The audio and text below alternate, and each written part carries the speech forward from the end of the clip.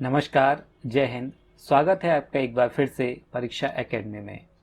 हम सॉल्व कर रहे हैं एमपीपीएससी प्री के लिए टेस्ट सीरीज, जिसमें आज टेस्ट क्रमांक 11 सॉल्व करेंगे, जिसका आज पहला प्रश्न है सत्सहसारी का सूत्र। इसका लेखन जो किया है, यह लेखन किसके द्वारा किया है? नागार्जुन के द्वारा। इसके बाद बुद्ध चरित का जो लेखन हुआ है, यह लेखन किया गया है अश्वघोष के द्वारा, और विक्रमोर्वशीयम कालिदास के द्वारा लिखित एक रचना है। और देवी चंद्रगुप्तम का जो लेखन किया गया है, वो लेखन किसके द्वारा किया गया है?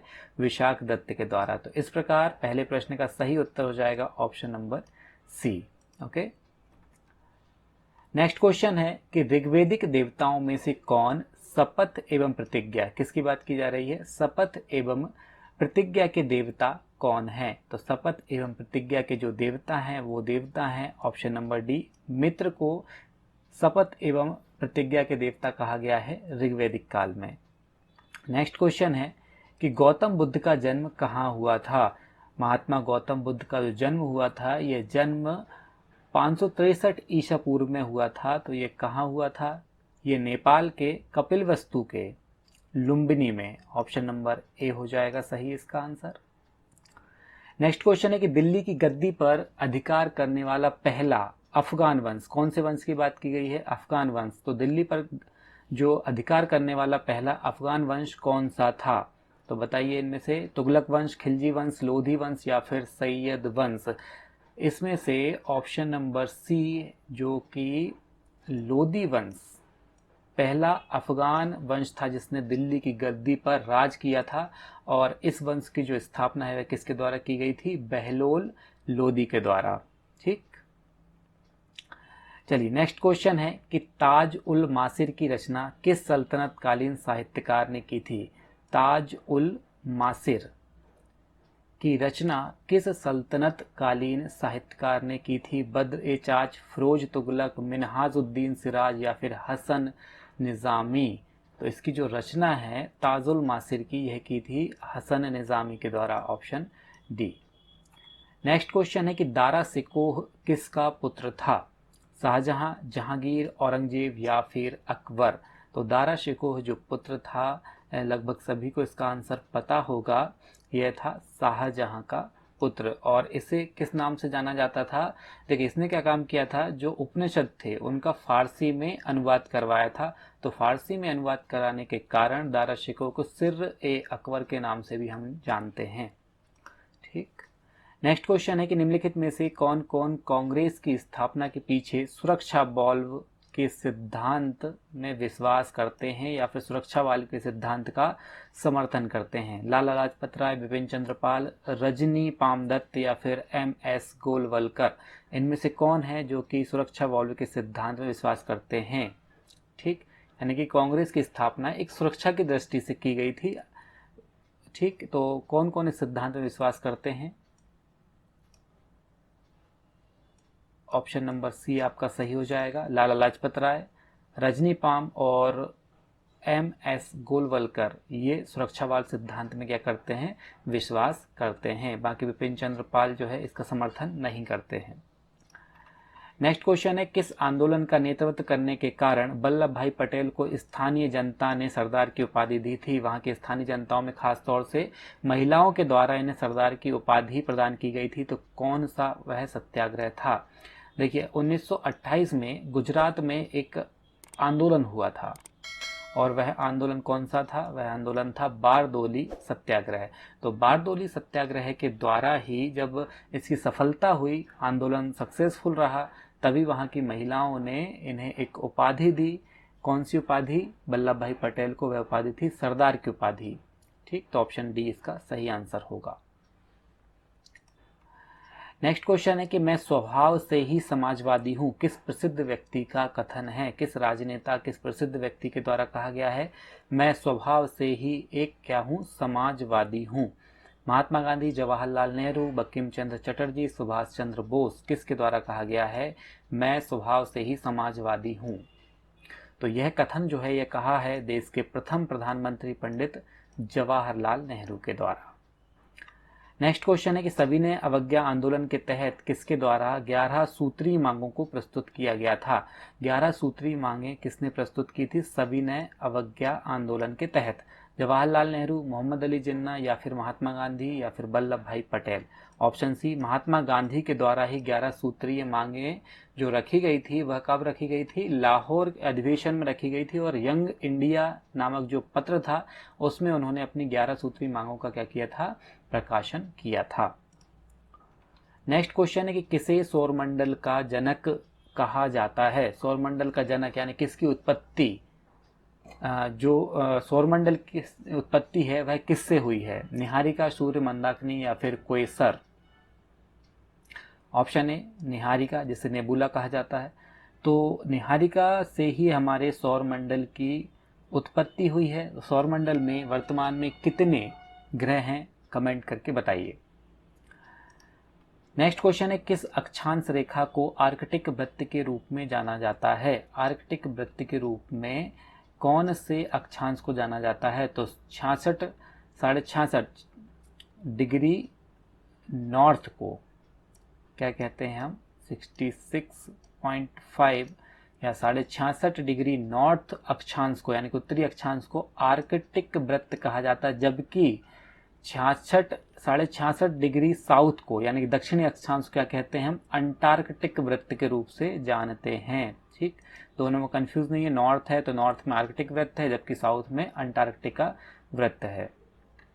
नेक्स्ट क्वेश्चन है कि भूपृष्ठ के विभिन्न तत्वों की मात्रा के अनुसार असत्य युग्म का चयन कीजिए। भूपृष्ठ के विभिन्न तत्वों की मात्रा का असत्य युग्म का यानी कि भूपर्पटी में जिस प्रकार से तत्व पाए जाते हैं उनके प्रतिशत के बारे में यहाँ पे असत्य कथन का हमें क्या करना है? चुनाव करना है। ऑक्सीजन 46% मिलती है, बिल्कुल ठीक है। ऑक्सीजन की जो मात्रा है भूपर्पटी में 46% है, सबसे सर्वाधिक है। जिसका सिलिकॉन की मात्रा 27% है, बिल्कुल सही है। लेकिन एल्यूमिनियम की मात्रा जो है 27% नहीं है। एल्यूमिनियम की मात्रा कितनी है? एल्यूमिनियम की मात्रा है 8.1% पाई जाती है। किसमें? भूपर्पटी में। ठीक, हाँ, ओके। नेक्स्ट क्वेश्चन देखते हैं। कोटोपैक्सी ज्वालामुखी एक सक्रिय ज्वालामुखी है। ओके, यह स्थित है यानी कि कोटोपैक्सी ज्वालामुखी कहाँ स्थित है यह हमें बताना है। अर्जेंटीना, इक्वाडोर, हवाई द्वीप, या फिर ईरान में? कहाँ पर है स्थित कोटोपैक्सी ज्वालामुखी? कोटोपैक्सी ज्वालामुखी जो है वह दक्षिण अमेरिका के इक्वाडोर, ऑप्शन बी, इक्वाडोर में क्या है? स्थित है, और यह एक सक्रिय ज्वालामुखी है। नेक्स्ट क्वेश्चन है कि जब किसी भूभाग में कई समानांतर भ्रंश इस प्रकार पाए जाते हैं कि सभी भ्रंश तलों के ढाल की दिशा समान होती है, तो इसे कौन सा भ्रंश कहा जाता है? सोपानी भ्रंश, पार्श्विक भ्रंश, या फिर व्युत्क्रम भ्रंश, या फिर सामान्य भ्रंश? कौन सा भ्रंश कहते हैं हम? क्या कहा गया है प्रश्न में कि जब किसी भूभाग में कई समानांतर भ्रंश इस प्रकार पाए जाते हैं कि सभी भ्रंश तलों की जो ढाल है उसकी दिशा कैसी होती है? एक समान या फिर एक ही दिशा में होती है ढाल, उसे कौन सा भ्रंश कहा जाता है? तो उसे कहा जाता है सोपानी भ्रंश। ऑप्शन नंबर ए सही होगा। ठीक, चलिए नेक्स्ट क्वेश्चन है कि एटलस पर्वत कहाँ स्थित है? एटलस पर्वत कहाँ स्थित है? अंटार्कटिका, अलास्का, पूर्वी रूस, या फिर उत्तर पश्चिमी अमेरिका? तो जो एटलस पर्वत है यह कहाँ है? उत्तर पश्चिमी अफ्रीका महाद्वीप में। ऑप्शन डी, अमेरिका नहीं, अफ्रीका, उत्तर पश्चिमी अफ्रीका महाद्वीप में एटलस पर्वत की स्थिति है। ठीक, नेक्स्ट है कि वे पवनें जो उपोष्ण उच्चदाब पेटियों से भूमध्य रेखा की ओर आती हैं, कहाँ से आती हैं? वे पवनें जो उपोष्ण उच्चदाब पेटियों से भूमध्य इक्वेटर की तरफ आती हैं, क्या कहलाती हैं? सभी को पता होना चाहिए इसका आंसर। वे कहलाती हैं व्यापारिक पवनें। Option number A. क्या होती हैं? उच्चदाब पेटियों से भूमध्य रेखा की ओर चलती हैं, और व्यापारिक पवनें उत्तरी गोलार्ध में उत्तर पूर्वी सन्मार्गी पवनों के नाम से भी क्या है? ये विख्यात है, यानी कि इन्हें हम क्या कहते हैं? उत्तर पूर्वी सन्मार्गी पवनें भी कहा जाता है व्यापारिक पवनों को। नेक्स्ट क्वेश्चन है कि 2011 की जनगणना के अनुसार सर्वाधिक जनसंख्या वृद्धि और न्यूनतम जनसंख्या वृद्धि राज्यों के युग्म को हमें क्या करना है, पहचानना है। एक तो क्या युग्म पहचानना है, सर्वाधिक जनसंख्या वृद्धि कहाँ हुई है और सबसे कम जनसंख्या वृद्धि कहाँ हुई है, दो राज्यों के युग्म को हमें चुनना है। कहाँ हुई है सर्वाधिक वृद्धि, तो सर्वाधिक जो वृद्धि हुई है 2011 की जनगणना के अनुसार वह हुई है मेघालय में। और कितनी है ये 27.9%। और न्यूनतम जो जनसंख्या वृद्धि है वह हुई है नागालैंड में, यह माइनस में हुई है, -0.6%। याद रखना है दोनों के प्रतिशत आपको, मेघालय 27.9% और नागालैंड में है -0.6%, यानी कि यहाँ पे जनसंख्या में क्या हुई है, कमी आई है। नेक्स्ट क्वेश्चन है कि 2011 की जनगणना के अनुसार सर्वाधिक अनुसूचित जाति प्रतिशतता वाला राज्य कौन सा है। 2011 की सर्वाधिक अनुसूचित जाति प्रतिशतता की बात की जा रही है, यहाँ पे कुल जनसंख्या नहीं, प्रतिशतता में, यानी कि उस राज्य में रहने वाली कुल जनसंख्या में से अनुसूचित जाति की प्रतिशतता सर्वाधिक होनी चाहिए, ऐसा कौन सा राज्य है, तो वह राज्य है पंजाब, ऑप्शन ए। पंजाब में लगभग जो अनुसूचित जाति की प्रतिशतता है वह कितने प्रतिशत है, 31.9%। और जबकि सर्वाधिक अनुसूचित जनजाति, यहाँ पे जाति तो पंजाब में प्रतिशतता में सर्वाधिक, जबकि लक्षद्वीप में 94.8% अनुसूचित जनजाति निवास करती है, कहाँ, लक्षद्वीप में। नेक्स्ट क्वेश्चन है कि कौन सा युग्म सुमेलित नहीं है। यहाँ पर हमें राष्ट्रीय अभ्यारण्य, कुछ नेशनल पार्क के नाम दिए हुए हैं, उनकी अवस्थिति यानी कि वो कहाँ स्थित हैं, उनको लेकर के हमें सुमेलित युग्म नहीं है, यानी कि असुमेलित युग्म, गलत युग्म की पहचान करना है। तो केबुल लामजाओ नेशनल पार्क मणिपुर में है, ठीक है, केबुल लामजाओ नेशनल पार्क मणिपुर में ही है। बाघमारा अभ्यारण्य पंजाब में है। देखिए बाघमारा अभ्यारण्य पंजाब में नहीं है, बाघमारा अभ्यारण्य है मेघालय में, तो ऑप्शन बी हमारा आंसर होगा। और बालूखंड अभ्यारण्य ओडिशा में है, जबकि पाखाल वन्य जीव अभ्यारण्य कहाँ पर है, यह आंध्र प्रदेश में है। ठीक, पंजाब में बहुत सारे अभ्यारण्य हैं, अबोहर अभ्यारण्य, बीर यूरियालपुरा अभ्यारण्य, हरिके लेक और बहुत सारे। मध्य प्रदेश में सर्वाधिक जनसंख्या घनत्व भोपाल का है, कितना है, 855 व्यक्ति प्रति वर्ग किलोमीटर। जबकि द्वितीय सर्वाधिक जनसंख्या घनत्व किस जिले का है, देखिए सर्वाधिक तो बता दिया गया है कि भोपाल में है, तो दूसरे क्रम का सर्वाधिक जनसंख्या घनत्व किस जिले में है, तो दूसरे क्रम का सर्वाधिक जनसंख्या घनत्व की बात करें तो वो है इंदौर में, 841 व्यक्ति प्रति वर्ग किलोमीटर। और जबलपुर में तीसरे नंबर पर सर्वाधिक जनसंख्या घनत्व है, वो है 473 प्रति किलोमीटर। जो व्यक्ति हैं वो कितने रहते हैं, 473। नेक्स्ट क्वेश्चन है कि इनमें से कौन सा संस्थान ग्वालियर में नहीं है।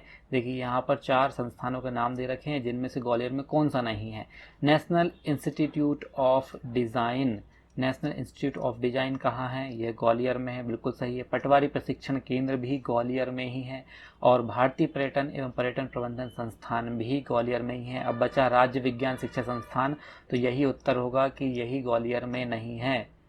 तो राज्य विज्ञान शिक्षा संस्थान कहाँ है, ये है जबलपुर में। राज्य विज्ञान शिक्षा संस्थान की स्थापना कहाँ की गई है, जबलपुर में की गई है। ठीक, नेक्स्ट क्वेश्चन है कि फेल्सपार खनिज के लिए प्रमुख स्थान कौन सा है। किस खनिज की बात की जा रही है, फेल्सपार खनिज के लिए प्रमुख स्थान कौन सा है, बताइए।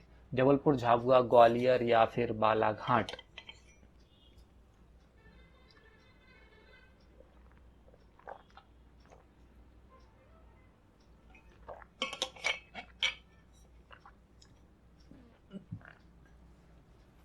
तो फेल्सपार खनिज पाया जाता है मध्य प्रदेश में। इसकी प्राप्ति का जो स्थान है वह है जबलपुर। ठीक है, जबलपुर में सर्वाधिक मात्रा में जो फेल्सपार पाया जाता है उसके लिए प्रसिद्ध है जबलपुर। ठीक, नेक्स्ट क्वेश्चन है कि लाख बनाने का सरकारी कारखाना कहाँ है। काफ़ी पुराना प्रश्न है और सभी को पता होगा कि लाख बनाने का जो सरकारी कारखाना है यह मध्य प्रदेश के उमरिया ज़िले में है।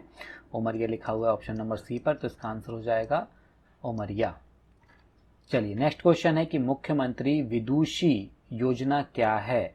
SC ST के लिए प्रतियोगी प्रवेश परीक्षाओं के लिए निःशुल्क कोचिंग के लिए योजना, या फिर SC/ST के लिए निःशुल्क धार्मिक ग्रंथ देने की योजना, या फिर SC/ST विद्यार्थियों को प्रारंभिक परीक्षा देने के लिए योजना, या फिर SC/ST के विद्यार्थियों को हाई स्कूल शिक्षा देने के लिए योजना। देखिए यहाँ पे प्रारंभिक परीक्षा लिखा हुआ है, तो प्रारंभिक परीक्षा ऐसा नहीं किसी कॉम्पिटिशन एग्जाम की प्रारंभिक परीक्षा, कक्षा 1 से लेकर के 5 तक की जो परीक्षा है उसके लिए।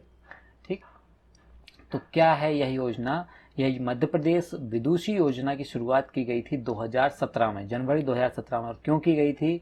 SC/ST के लिए प्रतियोगी परीक्षाओं के लिए निःशुल्क कोचिंग देने के लिए मुख्यमंत्री विदुषी योजना प्रारंभ की गई थी। और यह योजना कैसी है? निःशुल्क योजना है, निःशुल्क कोचिंग देने के लिए खोली गई है।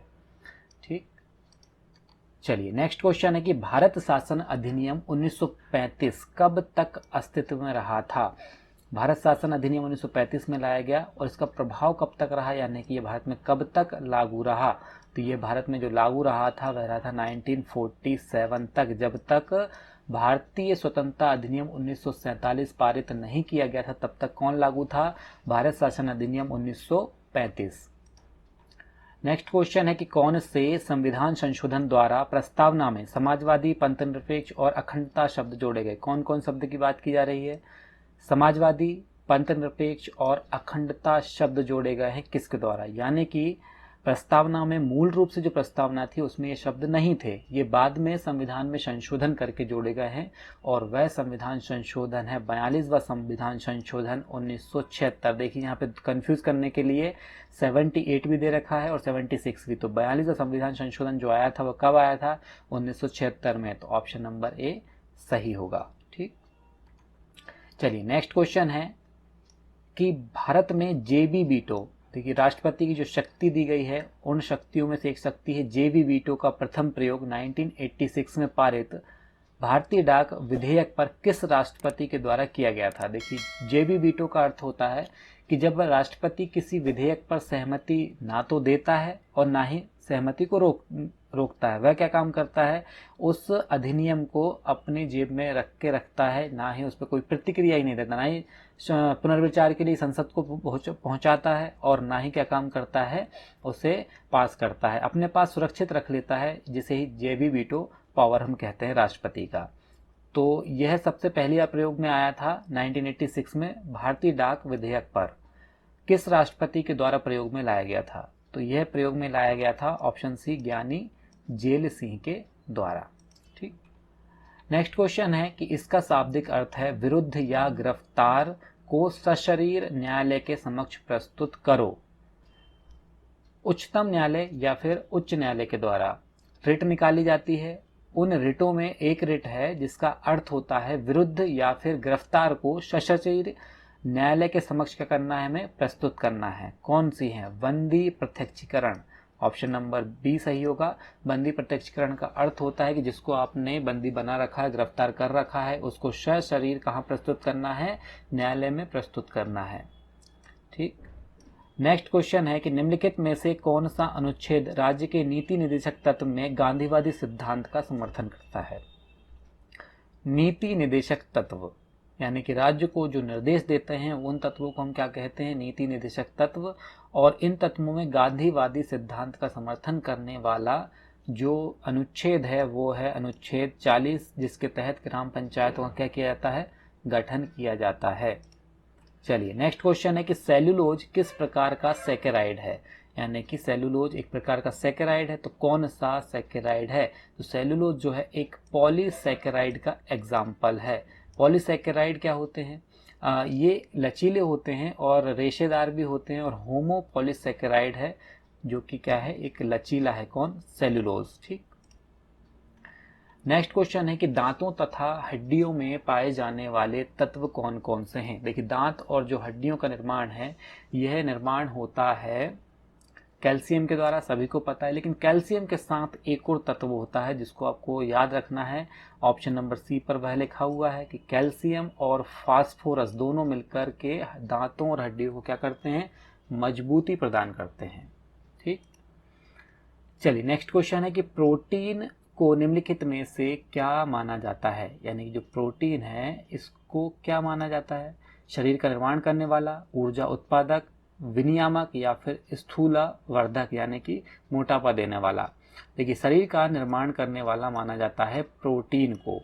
ठीक है, प्रोटीन क्या काम करता है, शरीर की जो कोशिकाएं होती हैं, जो मसल्स ब्रेक हो जाती हैं, उनको निर्माण करने में सहायता करता है। आपने देखा होगा जो अत्यधिक व्यायाम या फिर जिम करते हैं वो कौन से पाउडर का इस्तेमाल करते हैं, प्रोटीन पाउडर, प्रोटीन शेक का इस्तेमाल करते हैं। क्यों करते हैं? ताकि जल्दी से उनकी मसल्स जो है बिल्ड हो जाए। ठीक, नेक्स्ट क्वेश्चन है कि न्यूट्रॉन की खोज किसके द्वारा की गई थी। न्यूट्रॉन जिस पर किसी प्रकार का कोई आवेश नहीं होता, ना तो ऋण आवेश है ना ही धन आवेश है, तो पता होगा सभी को, ख़ास तौर से जिनका 11th और 12th में साइंस, मैथ साइंस रहा है, उन्हें तो पता ही होना चाहिए कि न्यूट्रॉन की खोज की गई थी 1932 में सर चैडविक के द्वारा, और सर जे थॉमसन ने की थी 1897 में इलेक्ट्रॉन की खोज। तो ऑप्शन नंबर सी हो जाएगा कि न्यूट्रॉन खोज किसने की, चैडविक ने। नेक्स्ट क्वेश्चन है कि लैंप की बत्ती में तेल किसके कारण ऊपर चढ़ता है। लैंप की बत्ती आपने कभी देखा होगा कि पुराने जमाने में लालटेन का इस्तेमाल किया जाता था। ठीक है, तो लालटेन में नीचे से उसकी बत्ती के माध्यम से जो तेल ऊपर चढ़ता था, वो तेल किस कारण से ऊपर चढ़ता था, बताइए। क्या दावांतर, कोशिकत्व के कारण, या फिर श्यानता, या फिर कोवोशिलिक समूह के कारण? किस कारण से तेल की बत्ती में, लैंप की बत्ती में तेल ऊपर चढ़ता था? तो उसका कारण जो हो जाएगा वो हो जाएगा केशिकत्व। केशिकत्व के कारण ही तेल बत्ती में ऊपर की ओर चढ़ता था। नेक्स्ट क्वेश्चन है कि निम्नलिखित में से कौन सा जीव प्रकाश संश्लेषण के माध्यम से भोजन प्राप्त कर सकता है। यहाँ पर हमने सुना है कि पौधे प्रकाश संश्लेषण के माध्यम से क्या करते हैं, अपना खाना बना लेते हैं, भोजन बना लेते हैं, लेकिन यहाँ पर एक जीव की बात की जा रही है कि जीव जो है प्रकाश संश्लेषण क्रिया के माध्यम से भोजन प्राप्त करता है। कौन सा जीव है? तो वह जीव है युगलीना। ऑप्शन नंबर सी सही होगा। ठीक, युगलीना क्या है? बेसिकली एक प्रोटोजोआ संघ का यह जीव है जो कि एक कोशीय प्राणी है। ठीक, और हम बेसिकली इसको कह सकते हैं कि ये जंतुओं और पौधों के जो बीच की कड़ी होती है, बीच की चेन होती है, उसका काम करता है। नेक्स्ट क्वेश्चन है कि निम्नलिखित में से कौन सा एक भारत के राष्ट्रीय जलवायु परिवर्तन कार्य योजना के 8 मिशनों में शामिल नहीं है। यानी कि एक बात तो क्लियर हो गई है कि भारत के राष्ट्रीय जलवायु परिवर्तन कार्य योजना में कितने मिशन हैं? 8 मिशन हैं। उनमें से कौन सा मिशन शामिल नहीं किया गया है? देखिए, उनमें से शामिल नहीं किया गया वह है नाभिकीय शक्ति। नाभिकीय शक्ति को शामिल नहीं किया गया है। सौर शक्ति, वनीकरण, अपशिष्ट से ऊर्जा परिवर्तन, ये सारे के सारे किसमें शामिल हैं? राष्ट्रीय जलवायु परिवर्तन कार्य योजना में शामिल हैं। ओके, नेक्स्ट क्वेश्चन है कि कौन सा तत्व मानव शरीर के तंत्रिका तंत्र एवं मस्तिष्क को नुकसान पहुंचाता है।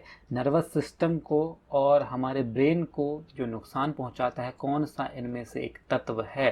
एस्बेस्टस, CO2, सीसा, या फिर मीथेन। ठीक है, तो एस्बेस्टस जो है काफ़ी जहरीला पदार्थ है और यही हमारे तंत्रिका तंत्र यानी कि नर्वस सिस्टम और मस्तिष्क यानी कि ब्रेन को क्या करता है? नुकसान पहुंचाता है। ठीक, नेक्स्ट क्वेश्चन है मध्य प्रदेश द्वारा पहला ड्रोन मेला। करंट का क्वेश्चन है, मध्य प्रदेश के करंट अफेयर्स से। मध्य प्रदेश का पहला ड्रोन मेला कहाँ आयोजित किया गया है? तो मध्य प्रदेश का जो पहला ड्रोन मेला आयोजित किया गया है वह आयोजित किया गया कहाँ पे? ग्वालियर में। ठीक, नेक्स्ट क्वेश्चन है कि पारसी क्रिकेट क्लब की स्थापना 1890 में की गई और यह कहाँ की गई थी? देखिए, पारसी क्रिकेट क्लब सबसे पुराना क्रिकेट क्लब है और इसकी स्थापना जो की गई थी मध्य प्रदेश में वह की गई थी इंदौर में। ऑप्शन ए सही होगा। चलिए, नेक्स्ट क्वेश्चन है कि हॉटबोट और लाइकोस क्या है? क्या एक वेबसाइट है, या फिर वेब ब्राउज़र है, या सर्च इंजन है, या फिर सोशल नेटवर्किंग साइट है? क्या है हॉटबोट और लाइकोस? देखिए, हॉटबोट और लाइकोस सर्च इंजन के उदाहरण हैं। ऑप्शन नंबर सी सही होगा, सर्च इंजन, ना कि वेब ब्राउज़र। ठीक, नेक्स्ट क्वेश्चन है कि नेटवर्क सिक्योरिटी एप्लीकेशन सॉफ्टवेयर आदि की कमियों को दूर करने के लिए हैकिंग करने वाले हैकर को क्या कहते हैं? किस उद्देश्य से हैकिंग की जा रही है? नेटवर्क सिक्योरिटी एप्लीकेशन सॉफ्टवेयर आदि की क्या कमियों को दूर करने के लिए जो हैकिंग करने वाला हैकर है उसे क्या कहते हैं?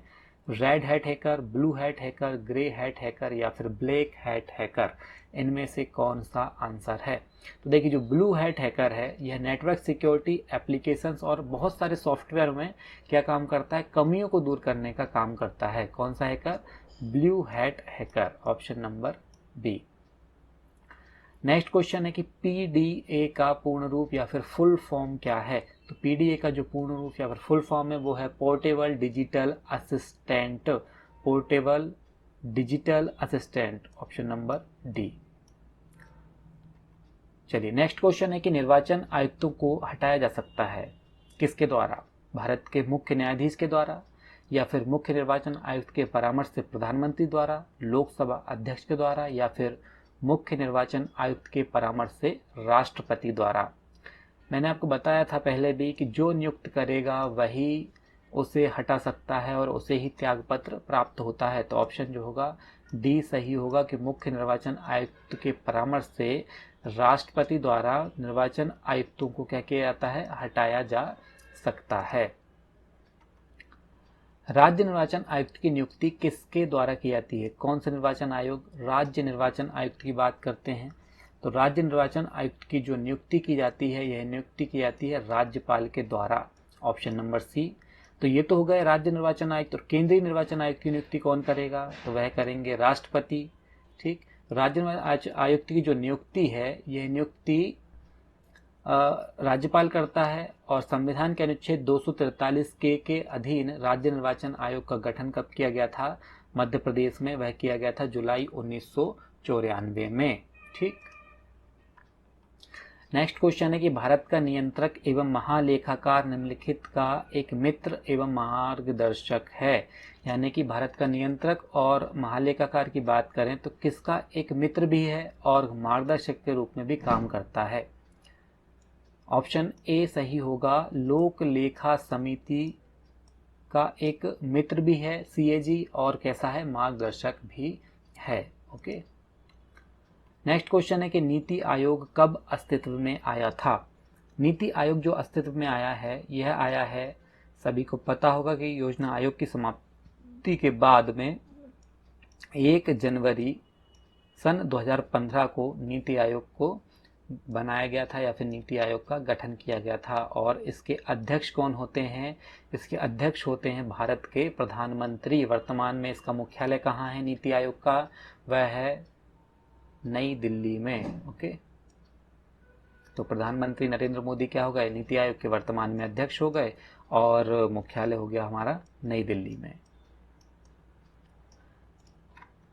नेक्स्ट क्वेश्चन है कि निम्नलिखित में से कौन राज्य मानवाधिकार आयोग के वर्तमान अध्यक्ष हैं?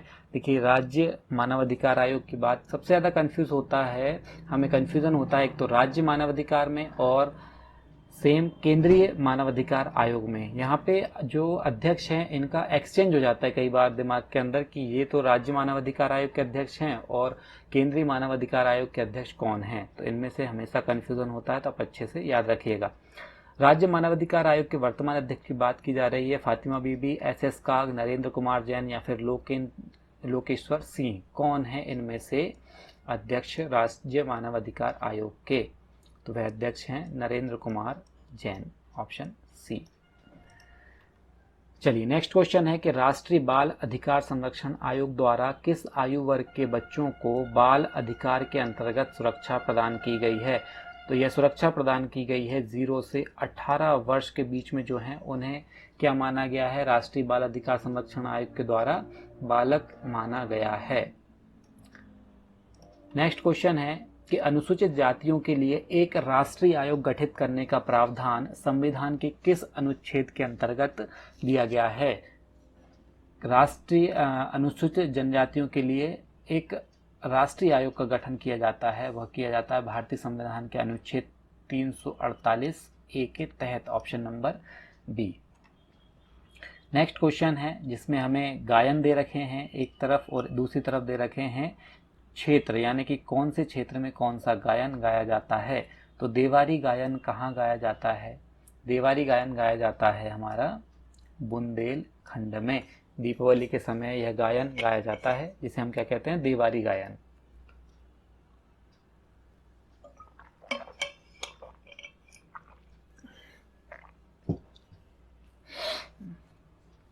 चलिए नेक्स्ट क्वेश्चन, नेक्स्ट ऑप्शन है सिंगाजी गायन। सिंगाजी गायन सभी को पता होगा कि निमाड़ में गाया जाता है। बसदेवा जो गायन है ये गायन गाया जाता है बघेलखंड में, और भरथरी गायन गाया जाता है मालवा में।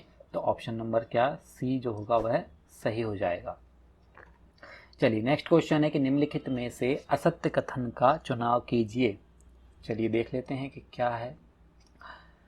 सुभद्रा कुमारी चौहान एकमात्र छायावादी कवयित्री थी।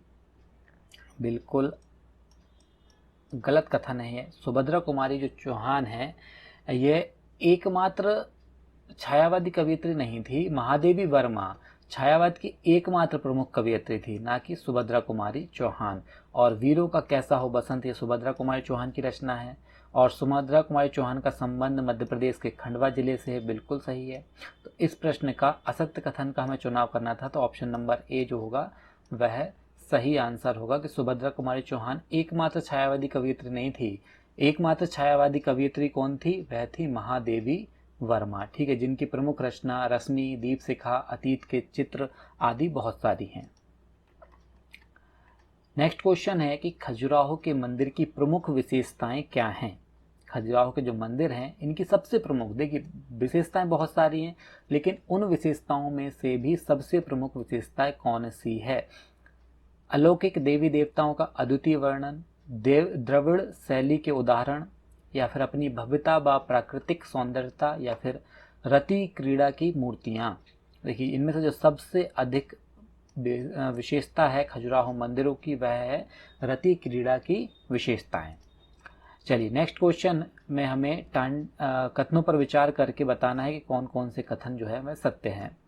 टांट्या भील को निमाड़ का रॉबिन हुड कहा जाता है। भीमा नायक को इंडियन रॉबिन हुड कहा जाता है। देखिए इनमें से जो आंसर है वह दोनों ही सही नहीं है। क्यों नहीं है सही, वह इसलिए सही नहीं है कि जो टांट्या भील है इसे कहा जाता है इंडियन रॉबिन हुड, जबकि भीमा नायक को कहते हैं निमाड़ का रॉबिन हुड। एक्सचेंज करके लिख दिया गया है, टांट्या भील क्या हो जाएंगे, इंडियन रॉबिन हुड, जबकि भीमा नायक हो जाएंगे निमाड़ के रॉबिन हुड। तो इस प्रश्न का उत्तर हो जाएगा कि दोनों ही कथन कैसे हैं, असत्य हैं या फिर सही नहीं है। नेक्स्ट क्वेश्चन में हमें एक सूची में दे रखे हैं राजवंश, और उन राजवंश का संबंध किस क्षेत्र से है यह हमें मिलान करना है। तो महावंश जो है मध्य प्रदेश में, इसका शासन रहा है बघेलखंड पे, ऑप्शन ए सही है। आभीर वंश, आभीर वंश का जो क्षेत्र है वह निमाड़ क्षेत्र में इनका शासन था। और बोधि वंश जो है इनका जो शासन था वह था त्रिपुरी में, त्रिपुरी यानी कि आधुनिक जो जबलपुर है वह क्षेत्र। और वाकाटक वंश का संबंध रहा है बुंदेलखंड क्षेत्र से। तो इसका सही उत्तर हो जाएगा ऑप्शन नंबर सी 1 2 4 3। चलिए नेक्स्ट क्वेश्चन है कि मध्य प्रदेश राज्य का गठन किस आयोग की सिफारिश पर किया गया है। मध्य प्रदेश राज्य का गठन किस आयोग की सिफारिश पर किया गया है। धर आयोग, फजल अली आयोग, जेबीपी समिति, या फिर इनमें से कोई नहीं। तो मध्य प्रदेश का गठन सभी को पता होगा 1 नवंबर सन 1956 को फजल अली आयोग की सिफारिश पर किया गया था। और जिस समय इसमें गठन हुआ था मध्य प्रदेश का, उस समय 13 राज्य और 6 केंद्र शासित प्रदेशों का भी क्या हुआ था, गठन किया गया था फजल अली आयोग की अनुशंसा पर। ठीक, चलिए नेक्स्ट क्वेश्चन है प्रेम और विरह में पड़ी स्त्री का चित्र किन गुफाओं की चित्रकारी को दर्शाता है। यानी कि प्रेम और विरह में पड़ी स्त्री का चित्र हमें किन गुफाओं में देखने को मिलता है, यह पूछा गया है प्रश्न में।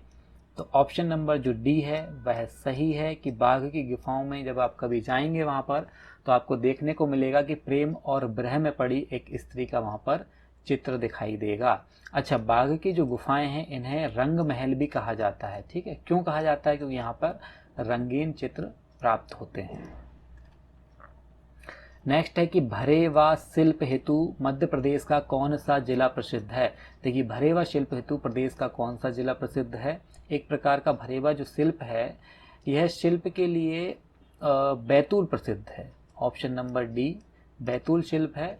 और ये भरेवा शिल्प जो है खास तौर से धातु से दैनिक उपयोग की कलात्मक वस्तुओं तथा देवी देवताओं की मूर्ति बनाई जाती है और उस शिल्प को क्या कहा जाता है, भरेवा शिल्प कहा जाता है। ओके, नेक्स्ट क्वेश्चन है कि बेगा जनजाति के संबंध में कौन सा एक कथन असत्य है।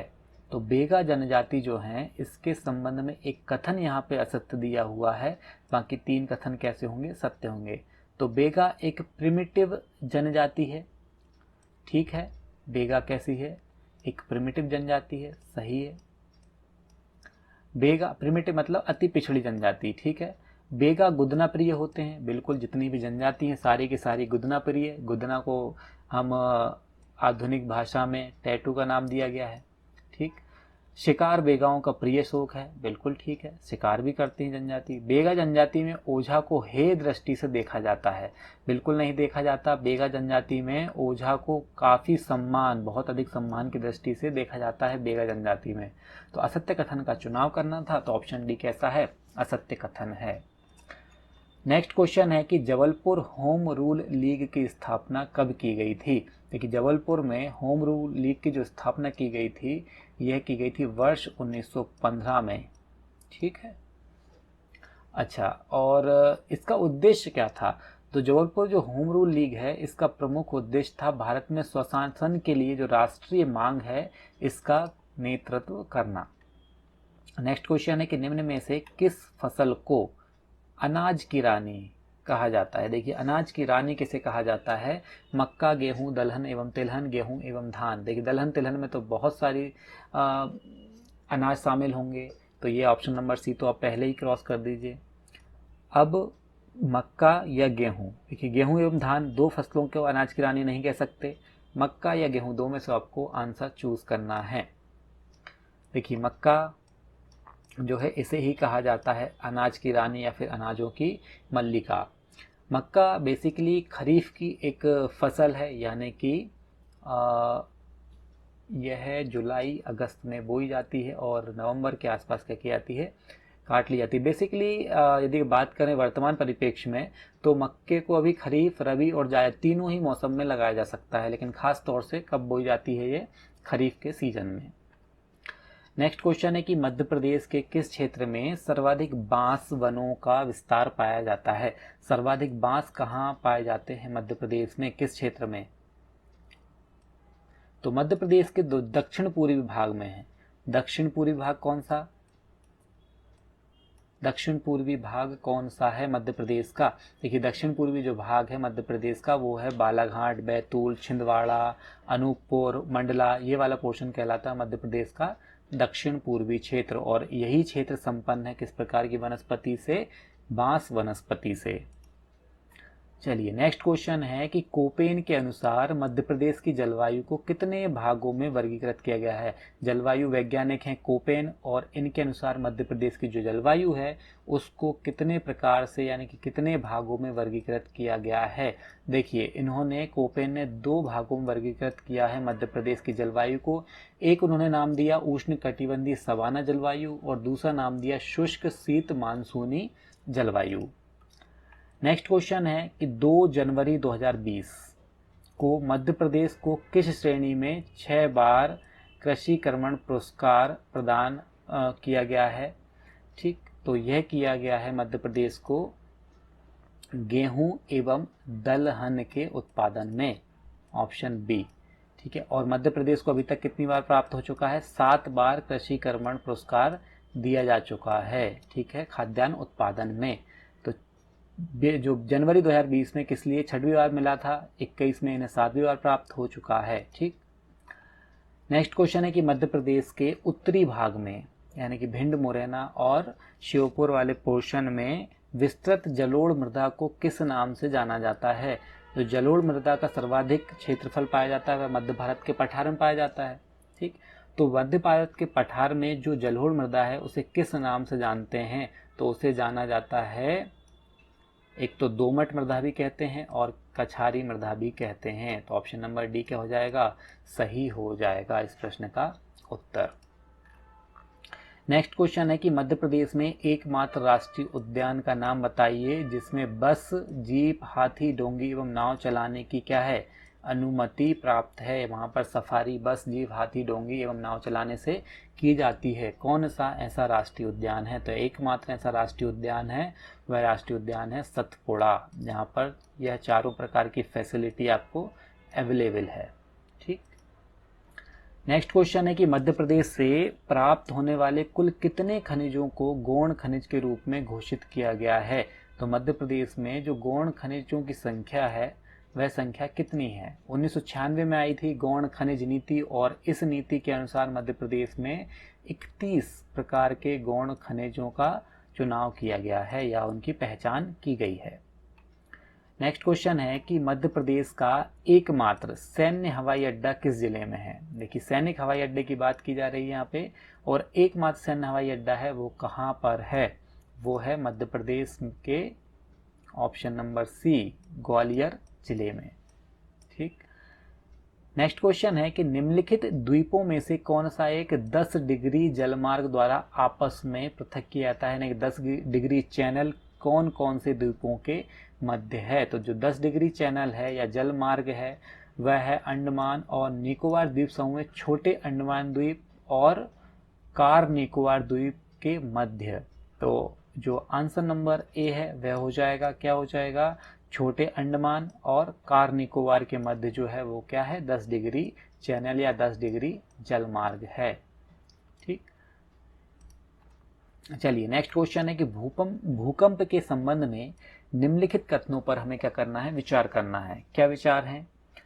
नंबर 1 विचार है कि रॉक ब्लॉक विकृत हो रहे हैं और अंततः एक दूसरे को अचानक से खिसकने से क्या हो जाता है, भूकंप आता है। यानी चट्टानें हैं वो विकृत हो रही हैं, टूट रही हैं और अचानक से खिसकने से क्या हो जाता है, भूकंप आ जाता है। अधिकांश भूकंप उन सीमाओं पर होते हैं जहां प्लेटें मिलती हैं। बिल्कुल, यह भी सही है।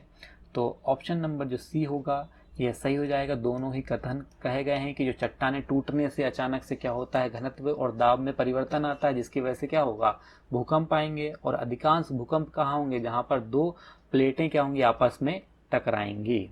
ठीक। नेक्स्ट क्वेश्चन है कि तुजू दर्रा भारत को किस देश के साथ जोड़ता है? तुजू दर्रा भारत को किस देश के साथ जोड़ता है? तो तुजू दर्रा जो है भारत को किसके साथ जोड़ता है, म्यांमार के साथ जोड़ता है। और कहाँ है ये मणिपुर में है तुजू दर्रा। ठीक।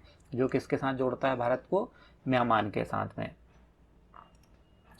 चलिए, नेक्स्ट क्वेश्चन है कि देश का पहला ग्रीन हाइड्रोजन प्लांट कहाँ बनाने की घोषणा की गई है? कौन से प्लांट की बात की जा रही है, ग्रीन हाइड्रोजन प्लांट। तो ये कहाँ बनाया जा रहा है, यह बनाया जा रहा है Mathura refinery, option number B. ठीक। मथुरा रिफाइनरी के द्वारा क्या बनाया जाएगा, देश का पहला green hydrogen plant. Okay.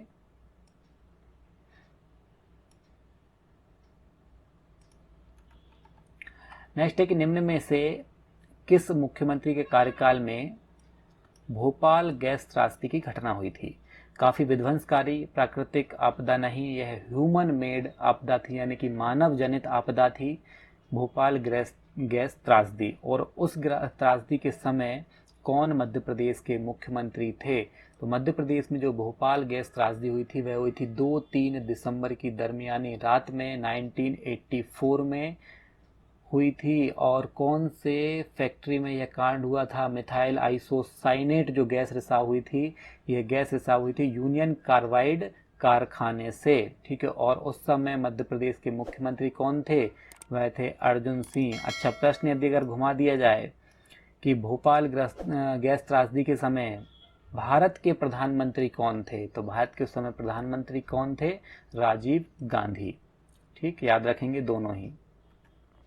Next question है कि मध्य प्रदेश के जिला न्यायाधीश का कार्य है, यानी कि इनमें से क्या कार्य है जिला न्यायाधीश के? आपराधिक मामलों पर विचार करना, सिविल मामलों पर विचार करना, या फिर दोनों ही प्रकार के कार्य जिला न्यायाधीश के द्वारा किए जाते हैं? बिल्कुल सही है, दोनों ही कार्य जिला न्यायाधीश के द्वारा किए जाते हैं। एक तो क्या, आपराधिक मामलों पर विचार, दूसरा सिविल मामलों पर भी विचार। नेक्स्ट क्वेश्चन है कि मध्य प्रदेश उच्च न्यायालय की प्रथम महिला न्यायाधीश कौन थी? मध्य प्रदेश हाई कोर्ट की पहली वुमन जज कौन थी या महिला न्यायाधीश कौन थी? सभी को पता होगा, option number D Sarojini Saxena थी मध्य प्रदेश उच्च न्यायालय की प्रथम महिला न्यायाधीश। ठीक।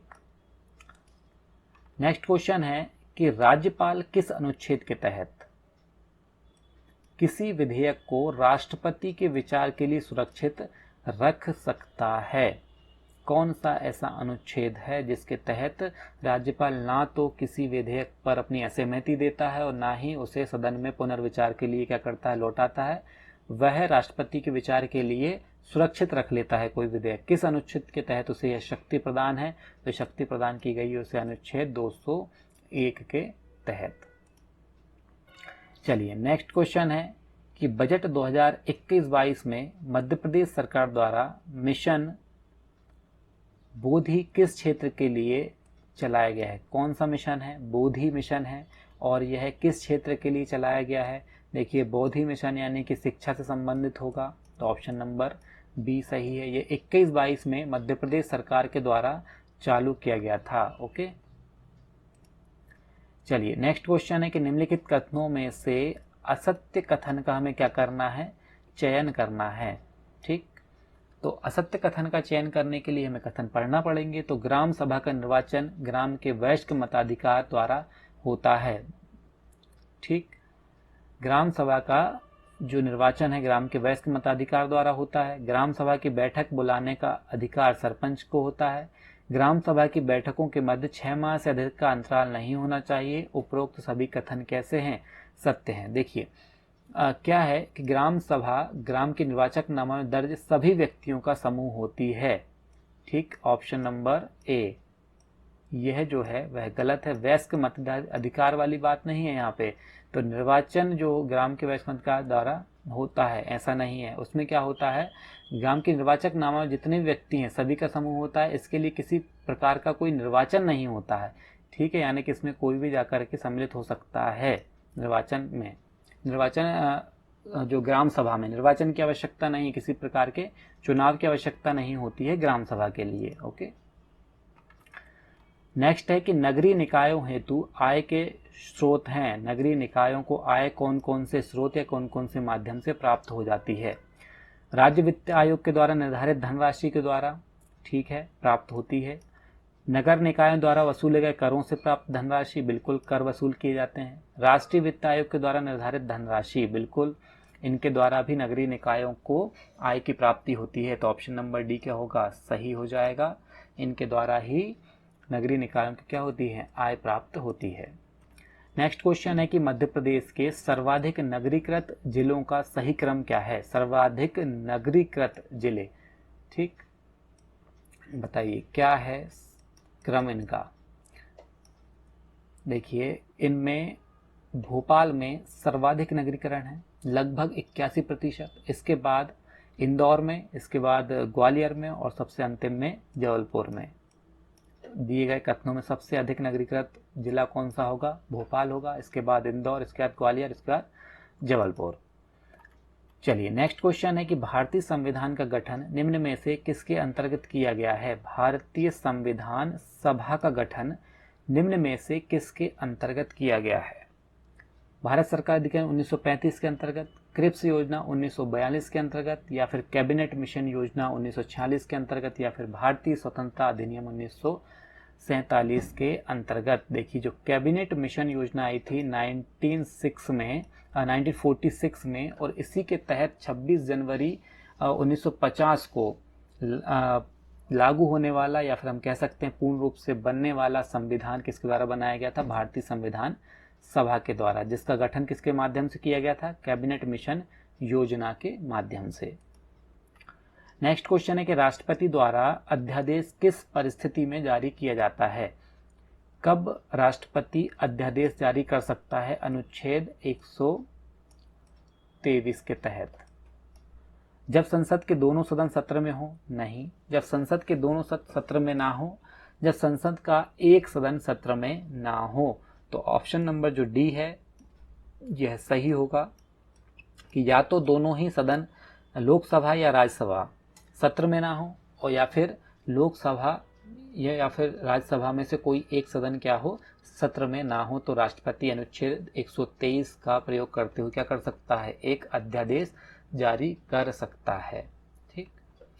नेक्स्ट क्वेश्चन है कि राष्ट्रपति द्वारा सर्वोच्च न्यायालय में मांगी गई सिफारिश समझी जाएगी, यानी कि राष्ट्रपति द्वारा सर्वोच्च न्यायालय से जो सिफारिश या सुझाव मांगा गया है वह समझा जाएगा। मुख्य न्यायाधीश से व्यक्तिगत रूप से, सर्वोच्च न्यायालय संस्था से, या फिर मुख्य न्यायाधीश या उनके सहयोगियों से, या फिर उपरोक्त सभी से। देखिए ये मांगा जो सिफारिश है यह समझी जाएगी सर्वोच्च न्यायालय संस्था से मांगी गई है, इस प्रकार से। ठीक। नेक्स्ट क्वेश्चन है कि पारंपरिक ज्ञान डिजिटल लाइब्रेरी के बारे में निम्नलिखित कथनों पर हमें विचार करना है और सत्य कथन का चुनाव करना है। पारंपरिक ज्ञान डिजिटल लाइब्रेरी में डिजिटाइज्ड प्रारूप में भारतीय पारंपरिक चिकित्सा ज्ञान शामिल है। वाणिज्यिक मंत्रालय इसके लिए कार्यान्वयन एजेंसी है। देखिए ऑप्शन ए तो सही है, लेकिन वाणिज्य मंत्रालय इसके लिए कार्यान्वयन एजेंसी नहीं है। तो कौन है फिर इसके लिए कार्यान्वयन एजेंसी? तो इसके लिए जो कार्यान्वयन एजेंसी है वह वैज्ञानिक एवं औद्योगिक अनुसंधान परिषद, साथ ही साथ विज्ञान एवं प्रौद्योगिकी एवं पृथ्वी विज्ञान मंत्रालय आदि क्या है, इसके लिए संयुक्त रूप से कार्यान्वयन एजेंसी है। ठीक, वाणिज्य मंत्रालय नहीं है। नेक्स्ट क्वेश्चन है वन अधिकार अधिनियम 2006 के तहत प्राप्त अधिकार क्या हैं? यानी कि वन अधिकार अधिनियम 2006 में आया, जिसके तहत आदिवासियों या फिर निवास करने वाले लोगों को कुछ अधिकार प्रदान किए गए हैं। उनके तहत प्राप्त अधिकार कौन कौन से हैं? व्यक्तिगत या सामान्य व्यवसाय के तहत वन भूमि पर स्वामित्व और आवास का अधिकार, सभी वन ग्रामों को राजस्व ग्रामों में परिवर्तित और उसमें बसने का अधिकार, या फिर किसी स्थानीय परिषद द्वारा जारी किए गए पट्टों या अनुदानों के अनुरूप के रूपांतरण का अधिकार। तो इनमें से कौन कौन से हमें अधिकार प्राप्त हैं? केवल ऑप्शन नंबर जो है बी यही प्राप्त है। सभी वन ग्रामों को राजस्व ग्राम परिवर्तित और उसमें क्या करने का अधिकार है? बसने का अधिकार है। ठीक, चलिए नेक्स्ट क्वेश्चन है कि रासायनिक उर्वरक उपयोग कृषि के संबंध में निम्नलिखित कथनों में से कौन सा कथन सत्य है? सत्य कथनों का चुनाव करना है कि यदि कृषि में हम रासायनिक उर्वरकों का प्रयोग करते हैं तो कौन कौन से जो कथन है या परिणाम है वह सामने आएंगे। मिट्टी का अम्लीकरण और मिट्टी का खनिज क्षरण होगा। बिल्कुल ठीक है, होगा। रासायनिक यदि हम खादों का प्रयोग करेंगे तो मिट्टी में अम्लीयता भी बढ़ेगी, साथ ही साथ उसमें जो खनिज होंगे वो भी कैसे हो जाएंगे? कम हो जाएंगे। रासायनिक उर्वरक मिट्टी में बैक्टीरिया और अन्य सूक्ष्मजीवों को मार देंगे, बिल्कुल मार देंगे। इसमें अमोनिया, नाइट्रोजन, बहुत सारे ऐसे प्रकार के तत्व होते हैं, डायअमोनियम फास्फेट जैसी चीज़ें होती है जो क्या करती हैं, विभिन्न प्रकार के बैक्टीरिया, केचुआ, इनको क्या कर देते हैं? मार देते हैं। रासायनिक उर्वरक के उपयोग से लंबी अवधि में उत्पादन लागत में क्या होती है? वृद्धि होती है, बिल्कुल होता है। रासायनिक खाद लेने जाने से जो लागत मूल्य है वो कैसा होगा? बढ़ेगा। तो तीनों ही हमें क्या होते हैं? यह कथन सत्य जान पड़ते हैं। नेक्स्ट क्वेश्चन है कि निम्नलिखित में से कौन ई विल चौकड़ी का कारण नहीं है? ई विल चौकड़ी का कारण नहीं है कौन सा? पहला, निवास स्थान की हानि और विखंडन, विदेशी प्रजातियों का आक्रमण, प्रवास तथा सह विलुप्ति। तो इनमें से जो कारण नहीं है वह कौन सा कारण नहीं है ई विल चौकड़ी का? वह है प्रवास। ठीक, अच्छा, ये ईविल चौकड़ी है, इसके 4 प्रमुख कारण हैं। कौन कौन से? अतिदोहन, आवास का नुकसान हो जाना, प्रजातियों का लगातार विलुप्त होना तथा विदेशी प्रजातियों का आक्रमण होना। ठीक है, लेकिन जो प्रवास है वह कैसा है? इस ईविल चौकड़ी का क्या है? कारण नहीं है। चौकड़ी में 4 कारण हमने बताया जिसमें से प्रवास नहीं है। नेक्स्ट क्वेश्चन है कि ग्लोबल वार्मिंग पोटेंशियल बढ़ाने के क्रम में ग्रीन हाउस गैसों को व्यवस्थित कीजिए। यानी कि ग्लोबल वार्मिंग सर्वाधिक किसके द्वारा होती है और इन दी हुई गैसों में से सबसे कम कौन सी गैस ग्लोबल वार्मिंग में अपना योगदान देती है? सबसे अधिक सभी को पता होगा कार्बन डाइऑक्साइड का योगदान लगभग 65% है, तो नंबर 3 सबसे पहले। इसके बाद लगभग 20% मीथेन का योगदान है। इसके बाद नाइट्रस ऑक्साइड का योगदान है और सल्फर हेक्सा फ्लोराइड का लगभग 6% योगदान है। नाइट्रस ऑक्साइड का 14% के आसपास योगदान है। तो ऑप्शन नंबर बी कैसा हो जाएगा? सही आंसर हो जाएगा।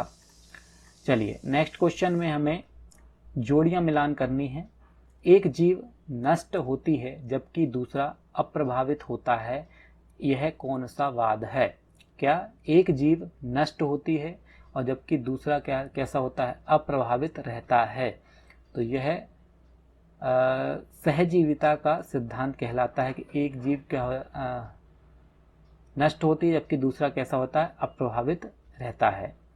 एक मरता है और दूसरे का उपभोग कर दिया जाता है, यानी कि एक जीव मर जाता है तथा दूसरा जीव जो है वो कैसा हो जाता है? उपभोग कर दिया जाता है। यह क्या कहलाते हैं? यह भविष्यवाणीवाद कहलाता है। जीव या प्रजाति दोनों को नुकसान होता है। जीव या प्रजाति दोनों को नुकसान कब होगा? जब दोनों ही परस्पर प्रतियोगिता करेंगे, और दोनों प्रजाति जब लाभ अर्जित करेगी तो वह हो जाएगा परस्परवाद, आपस में लाभ प्राप्त कर रही है। ठीक, तो ऑप्शन नंबर सी जो होगा वह सही होगा।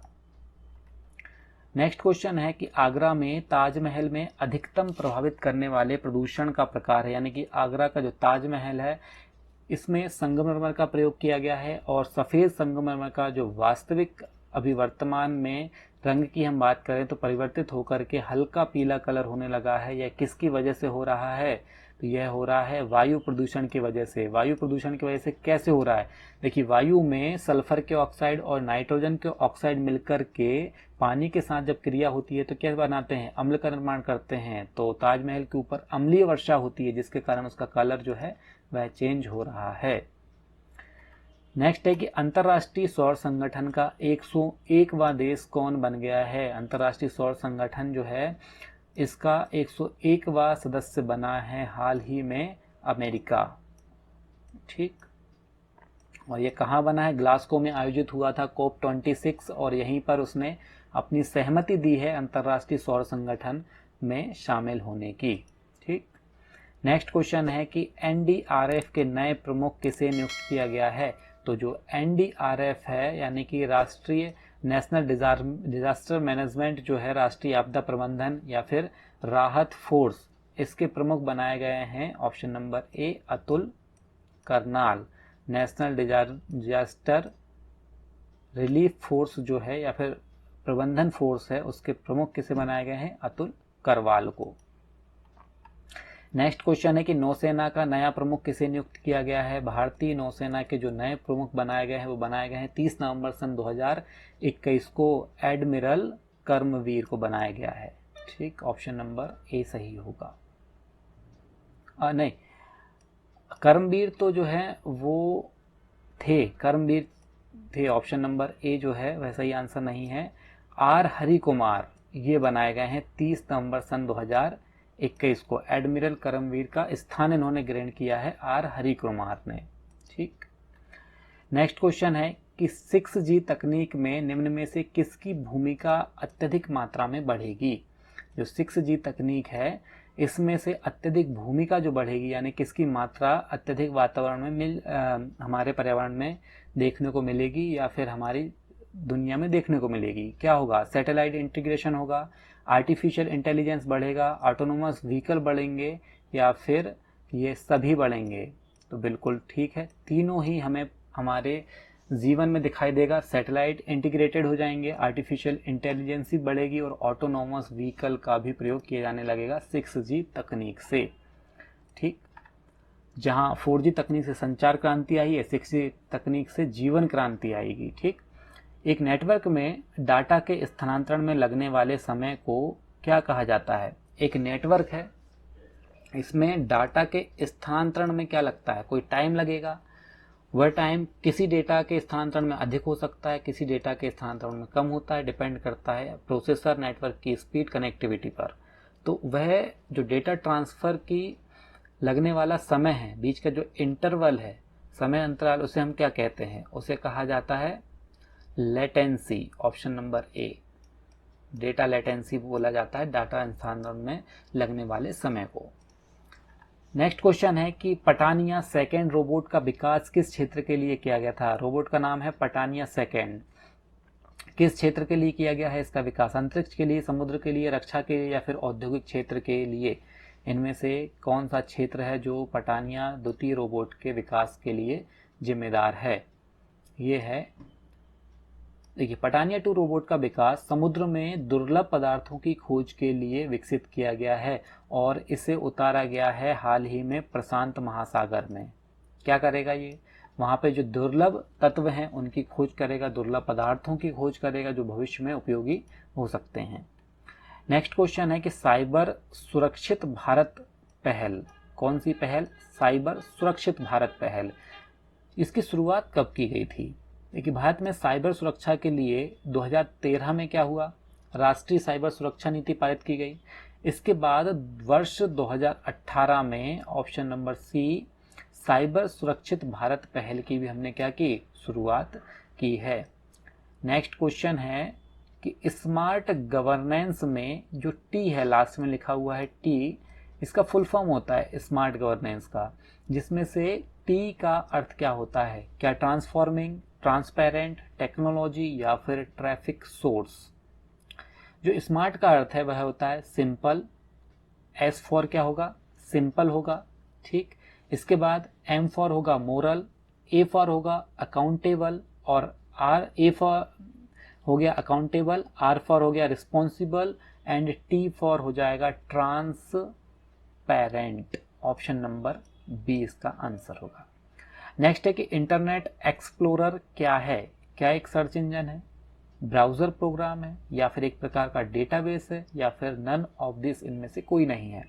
तो इंटरनेट जो एक्सप्लोरर है एक प्रकार का क्या है? ब्राउजर है। इसके माध्यम से हम क्या कर सकते हैं? इंटरनेट को चला सकते हैं, इंटरनेट को सर्फ कर सकते हैं, इंटरनेट कनेक्टिविटी ले सकते हैं। लास्ट क्वेश्चन है FLT 11 का कि ट्विटर में हैशटैग, इसको हम काफ़ी चर्चा में रहता है ये, ट्विटर में हैशटैग का मतलब क्या होता है? आखिरकार क्या होता है? किसी को टैग करना, किसी यूज़र की पहचान करना, किसी विषय पर चर्चा करना, या फिर उपरोक्त सभी? हम कहते हैं कि हैशटैग करिए, हैशटैग, तो हैशटैग है क्या? तो ऑप्शन नंबर बी है, किसी यूज़र की पहचान करना हैशटैग कहलाता है। यानी किसी यूज़र को पहचान करके उसे बार बार टैग करते रहना या बहुत सारे लोग टैग करना क्या कहलाता है? हैशटैग कहलाता है।